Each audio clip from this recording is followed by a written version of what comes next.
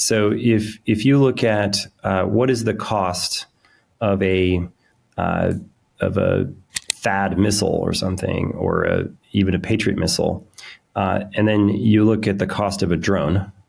I mean, to some degree, it's if it costs you, $100 million to make a thing, and you can only make 100 of them per year, then that's a problem.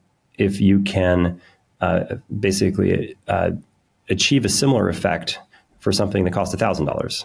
And if an aircraft parked on the ground that cost $100 million can get taken out with a $500 drone, or if a warship parked in the Gulf can be attacked with a $10,000 explosives loaded up into a drone ship, well, that asymmetry is the problem, because the adversary can build $10,000 drone ships. They can build 10,000 of them and just send them in every aircraft carrier in the world. And they can certainly build those faster than we can build $15 billion or $13 billion aircraft carriers. So, I think it all comes down to economics and scale. Unfortunately, over the last 30 or 40 years, we have been in peacetime, or maybe fortunately. And from an economic standpoint, though, it's meant that the industrial base has scaled down, and we've got 80% of our manufacturing base. This is an interesting statistic. If you look at the ability to manufacture things in America, the top 20 manufacturers in America represent less than 20% of the overall capacity in the country. Okay, so which means the next 80% of our manufacturing capacity is tens of thousands of small businesses.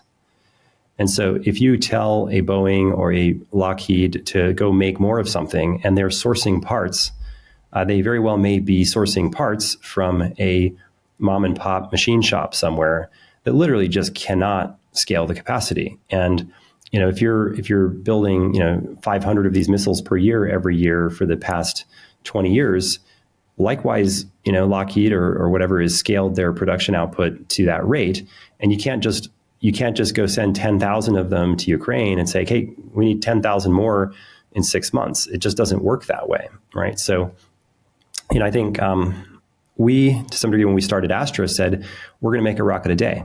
And so our mission has always been design the rocket for mass production, and that starts, from the very first whiteboard. It's you don't use carbon fiber, you don't use 3D printing, you don't use labor-intensive manufacturing processes. There is nothing that makes our new rocket anything like Rocket Lab. It is literally everything is different about it. And what's different about it is it's not designed to be reusable. It's not designed to be something that takes a long time to produce. It's designed to be mass produced on a production line like a car, and that's just a fundamentally different set of design constraints. And it's getting back to my previous point. If it takes 5 to 10 years to build a capability like this, more if you have more money, then there is no amount of money that can make a new rocket system come into existence. I would argue that it costs about $1 billion and about 10 years to bring a new rocket system into production operations. And I will cite every rocket company that's ever existed as an example of that.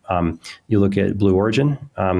That effort was started back in the very early 2000s. So they're about 25 years into this project, and I believe most estimates are at least tens of billions of dollars invested. Now, they built a rocket that worked the first time, and that's incredibly impressive. That's a lot like how NASA does things, right? When you don't want it to, like when you absolutely have to have it work the first time, there is a way to do that, but it takes decades and costs tens of billions of dollars. Another way to do that is how we did it, where we got to orbit in 4 years. But maybe that was a little too quick, and we should have put more rigor and energy into failure mode effects analysis and testing and supplier quality. So that wasn't sufficient. Now, the new rocket, what we're trying to do is thread that needle where it can be both affordable and reliable, and also produced at scale. And that's a really tough thing to do. So I think but look at that across every aspect of defense now. We now have aircraft that cost $250 million a piece. And these aircraft are vulnerable to being destroyed with a drone. that maybe cost a few $1,000s. That asymmetry is the problem. So is your vision then that, to my earlier question, that by making things more affordable, building them at scale, mass producing them as you're thinking, the geopolitical risks of working with various governments around the world somehow goes down? Well, Or the and risks? I would say that's correct, because if you have, or right now the U.S. operates under this regime of ITAR, which means we can't export rockets. Well, the problem is now that means that we don't have a global market for rockets, right? We have a very protectionist policy. We can't export them.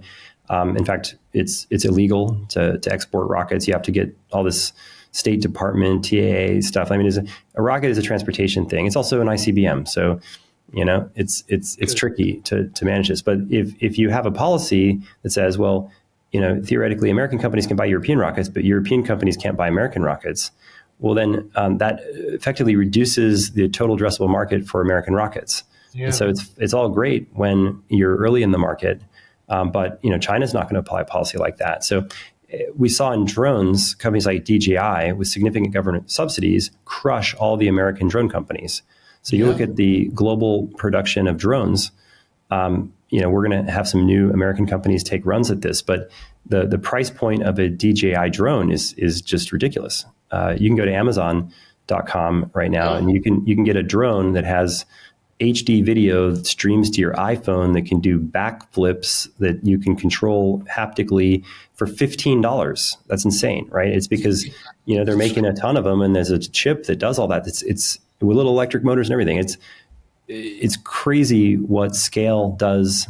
One of my mentors and investors that I really respect once said, "Scale is what makes innovation matter." I think Reid Hoffman said that, and I think that's very prescient, right? You can have something really innovative, but if it isn't, if you can't scale, correct?